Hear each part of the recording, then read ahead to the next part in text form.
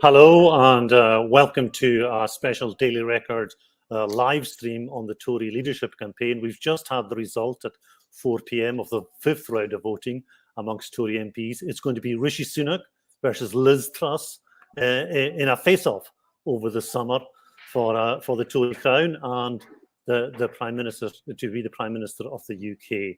I'm joined today by Chris McCall, our political correspondent in Scotland, and Annie Brown, one of our senior editors and columnists on the paper. And maybe later, technology permitting, Paul Hutchin will be able to join us, our political editor too. But first of all, the result is in. Sunak is through quite convincingly. We knew he would be the favourite amongst MPs. Though that may be a different story when it comes to membership. Liz Truss powered through in that last lap, overtook Penny Mordaunt, the outsider, the clean slate candidate, so to speak. And just outside my window here in New Palace Yard, Mordaunt has been cheered to the rafters by her supporters, and she's confident going to this membership vote that she can beat Sunak. But how does it look on the ground, and how does it look, well, first of all, from your end of the telescope, Chris, there in Scotland? Well, I mean, I think, first of all, nobody can be surprised by who's reached the final two. It's looked like it was going this way in recent days. Penny Mordaunt, she was in many ways a surprise candidate. She had a real surge in popularity last week. Many people probably hadn't heard of her outside the Conservative Party and outside Westminster until maybe 10 days ago. But, it kind of faded recently, and Liz Truss was looking stronger and stronger. And as expected, she's got over the line. She's in the final two, and she's now the bookies' fafavourite to become the next Prime Minister. Not a situation I think it's fair to say that many people could have predicted 6 months or even a year ago. But I think maybe amongst Tory MPs and Tory MSPs here in Scotland, some of them privately will be not delighted by this. I think they might view Liz Truss as, if she does indeed become the next Prime Minister, I think they might be completely horrified. And she is a divisive politician. She's a divisive politician amongst Conservatives. And, how will that play out in the next general election? I mean, we still might be months, possibly years away from that. Well, I think tonight might feel quite happy, if she does indeed manage to see off Rishi Sunak. It may well not be Liz Truss. There's 6 weeks of fighting still to go. It now goes out to the grassroots Tory members, about 160,000 of them, 11,000 of them in Scotland. They'll decide. But Annie, how does it look from the ground, from the grassroots in Scotland itself? Well, I think people just feel that this is some kind of remote spectacle that's going on that actually doesn't feel relevant to their lives and to the problems that are affecting them at the moment. There's been barely a passing mention about food crisis, fuel poverty, cost of living. I mean, people don't feel like they're just going over a little bump in the road at the moment. They feel like they're staring into an abyss. I interviewed some young working mothers recently, and two women, they cried talking about trying to survive. So it is basic survival for people at the moment. There's queues outside food banks. Where has been the empathy for those people? And what we're left with now is we're completely enthralled to the right wing of the party. We've got hardline Brexiteers. Scotland didn't vote for Brexit, certainly not what we want. And you've got, someone like Truss, who is a Thatcher wannabe, who is for turning, as we saw with the Remainer to Brexiteer. And then you've got Sunak, who is a millionaire married to a billionaire, who apparently has never had working class friends. And so it just feels really remote.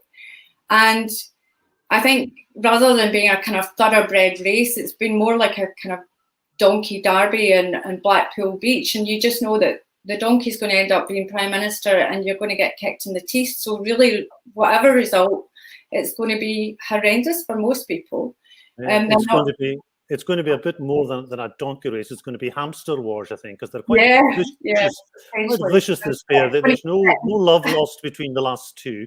And taking up your point there, that it's been completely policy-light and personality-driven. The animus between the candidates has been plain for all to see. Paul, if I can take you and Paul Hutchin, our political editor, and Paul, talk to us about that. This kind of personality contest that it's become rather than a policy one. Yeah, I think that I'm hoping that you can hear me following my technological problems. I think that one of the big issues in this campaign has been the downfall of the previous post holder, Boris Johnson, and the circumstances of that. Clearly, Rishi Sunak was one of the first cabinet ministers to go, and that, I think, has become quite an important fault line in all of this. Many people do not want to vote for Sunak because they see him as effectively bringing down the Prime Minister. And so it's that sort of personality side of it that I think is dominated over the last couple of weeks. I mean, the last time we did a live stream, I made the point that I thought Brexit was going to be quite a big issue, but it hasn't been. It's been the dog that hasn't barked. We're in a sort of remarkable situation where someone who voted for Brexit, like Sunak, is probably being backed by the left of the party, and Liz Truss, who was a Remainer during the referendum, is being backed by the right of the party. So I think that does show that it's personality and it's grudges that are dominating this contest rather than policy or ideology, although there are some ideological particularly. There's one big dividing line, the Brexit you mentioned there, which doesn't appear to be such an issue anymore, but tax is one. Liz Truss is going for the instincts of the Conservative membership by promising corporation tax cuts first. And Rishi Sunak, because he's seen the books inside the Treasury, he's been far more cautious and saying that tax cuts have to wait. But that might change, of course, in the next few weeks when he hits the road and sees the membership face to face. Chris, I just wondered what issues will play out. And of course, one issue that's been ignored, or won't be ignored, of course, when they do their Scottish hustings, but we've heard very little, a lip service only, to the question of the union and the Conservative alternative to Nicola Sturgeon's second referendum. Well, I mean, of the issues that will be discussed, you've mentioned them already. Tax cuts, can we afford them? Will they be implemented? That'll be a big one. As you say, Rishi Sunak, he's seen the books. He knows what's going on behind the scenes at the Treasury. And he'll view that as one of his strengths, is he will challenge Liz Truss and say, well, you say you're going to cut tax, but how exactly will you do it? One issue that hasn't been talked about, and it's fresh in everyone's minds at the minute when we look out the window and see how sunny it is and feel the temperatures in recent days, is climate change. I mean, that's not been talked about at all. I really doubt it's going to be an issue that they'll be debating in the next 6 weeks, as it's not really an issue that it's fair to say that Tory party members get excited by. But of course, it's something that affects all our lives, and we can feel it happening. Climate change is happening, and Britain and the rest of the world is going to have to deal with that. But so far, in this race to become the next Prime Minister, it's not really been talked about. But you mentioned the union there. I mean, I think it's fairly clear amongst all the candidates have been whittled down to the two of them. The line is really the Boris Johnson line at this stage. It's the holding line. It's we can't have an Indie Ref 2 at this moment. Now is not the time. We have to respect the mandate of the 2014 referendum. But there is a view that can't last. That's not sustainable in the longer term. Sooner or later, they're going to have to say something about how they handle this issue going forward. They can't just stick to this month after month for what possibly could be years before a general election or a Holyrood election. Something's got to give on that. And I'm not convinced that either of them really have an answer. Either Liz Truss or Rishi Sunak. I don't think the two of them are particularly comfortable when they're asked about the union. And I think they're going to have to come up with something a damn sight better than what we've heard from them so far. Liz Truss at least has a kind of Scottish hinterland. She spent part of her childhood in Paisley. She went on anti-nuclear marches with her parents and shouted "Maggie, Maggie, Maggie, out, out, out," along with her mother over there in Fastlane. Does that make her more human to you, Annie? I mean, you know, one of the tests for a prime minister, one of the tests for a prime minister is, would you go for a pint of beer with him? Which one would you be more comfortable having a pina colada or a pinot grigio with? No, I wouldn't share a glass of water with her. No, I think what it actually makes her is a hypocrite, because she is trying to model herself on Thatcher. So no, I think the whole Paisley thing is really an irrelevance, and they have all said that they wouldn't back another referendum. And Penny Mordaunt talked about what was it? Shared mutuality of culture, that the four nations all come together in times of crisis, etc. Well, they haven't even been talking about the real crisis that's affecting people, which is on the ground, how to put food on your table. It just feels completely detached. And so the fact that she went on anti-nuclear marches, etc., now she's trying to, you know, position herself as some kind of strong woman again, the whole Thatcher war-like kind of notion. So yeah, she's a hypocrite. It doesn't make her any more relatable, not at all. It just means that she'll just dart from one opinion to another according to what is politically expedient for her. She's all about self-interest, I think. Yeah. So what I'm hearing from you, Annie, is that you'd eat out to help out Rishi Sunak. What's your impression of him? Well, pretty much the same. I think he has no idea of what's actually happening to people. You know, he handed out COVID contracts to cronies. He's not talking about tax cuts, but he should actually be talking about tax rises for the rich and trying to transform the economy to try and bring people up. I mean, this whole levelling up thing, where did that go? What happened with that? They've got a whole department dedicated to that, and that's barely had a mention. And so far, it's far from levelling up. I mean, people are just staring into this abyss at the moment. I mean, really on the ground, are people watching this and feeling reassured by anything that's been said?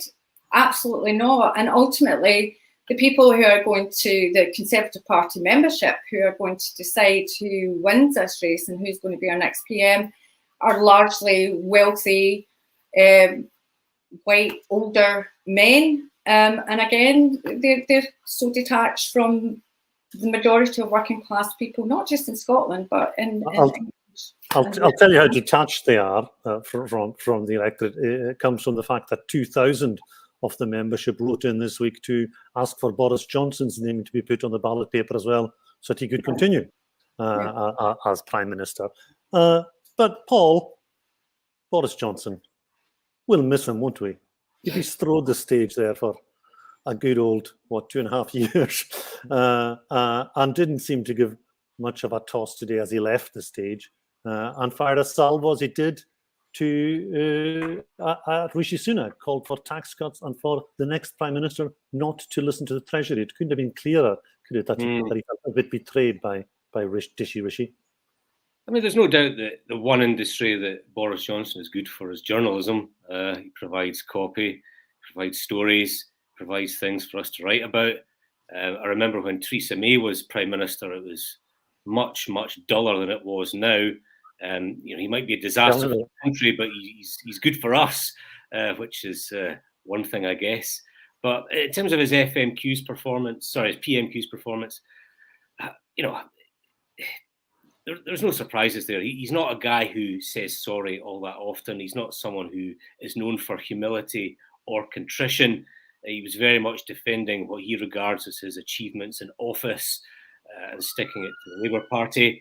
He is someone who's got a very impressive electoral record. You know, he was Mayor of London over 2 terms, won a general election as well. But I think the history books will probably look back on him and think that he was very fortunate in who he came up against. You know, he fought Ken Livingstone twice. I think Ken was past his best at that point. And then, of course, he went up against the hopeless, hapless Jeremy Corbyn, who, you know, I think I could have probably beaten in 2019 as well. So he's very much a guy who has come up against pretty dismal left-wing opponents. It's a fair point that leaders are kind of defined not by their own achievements, but by how lucky they are with their opponents. Who do you think, Paul, Labour will want to win this, and who will the SNP want to win this? Which would they rather face off against, Prime Minister Sunak or Prime Minister Truss? I think that on balance, they will want Truss to win. I think that she's probably got a tin ear for people on low incomes. Everything that she said about tax cuts would benefit people on middle and high incomes. I just don't think that she's going to be the sort of person who instinctively wants to increase the minimum wage or wants to use government as a force for good in terms of increasing public spending. So I could see her getting stuck in a rut quite quickly, being unable to tackle inflation and people's living standards while maybe diverting resources to people who've already made it. I think that Sunak is more of a realist, more of a compromiser. And as you've seen from some of his interventions, like furlough and maybe the second intervention on cost of living, I think he's more likely to try and divert resources to people at the bottom. But make no mistake, I think that the winner of the last couple of weeks is the Labour Party. Yeah, Annie, we're going to have a new Prime Minister chosen by this selected, this very small slice of the population within the next 5 or 6 weeks. Who do you think it'll be? And do you think we should have a general election straight after to sort out who should be leading the country? And who do you think would win that? I think it'll probably be Sunak. I think it would be good if it was Truss in the longer term. I mean, I think the problem is we're going to suffer either way, aren't we? And the majority of people are. But I suppose the thing is, I'm not sure that Truss is electable at the next election. And I suppose, really, I would like somebody in there who's not going to do a Boris and win over the populist vote, and hopefully, you know, people will actually see these Tories for what they are, and they don't deliver. And Boris Johnson lied his way into power, and they continue to lie. The only time they've actually told the truth is in these debates when they're actually telling the truth about each other, which has been really quite bizarre to watch. But yeah, I think potentially, I think Sunak's going to win it. I'd rather see Truss because I don't think that she would win the next election. Chris, before you run down to the bookies and Partick with that recommendation, do you think either one of them has any kind of reach in Scotland, can turn the electoral tables around for the Conservatives in Scotland, or do they strengthen the SNP, or maybe open up a crack of a chance for a Labour revival in Scotland? As Paul said, I don't think Labour or the SNP will be particularly concerned by the election-winning abilities of Liz Truss if she does become the next Prime Minister. Rishi Sunak is more of an unknown quantity. As Paul says, he is more of a pragmatist. He has spoken in some London newspapers this week about his firm belief in the Union. He's pledged he will be the most interventionist Prime Minister of the devolution era if he is the one that is elected by Tory party members. We've already seen in recent years under Boris Johnson, the UK government beginning to spend money directly in Scotland, bypassing Holyrood, handing cash to local authorities. And I think Rishi Sunak, if he was the 110 of Downing Street, I think that's something he would continue. He would kind of say, we'll win votes with hard cash, basically. We'll show Scots, here in Whitehall, here in Westminster, we can do good there as well.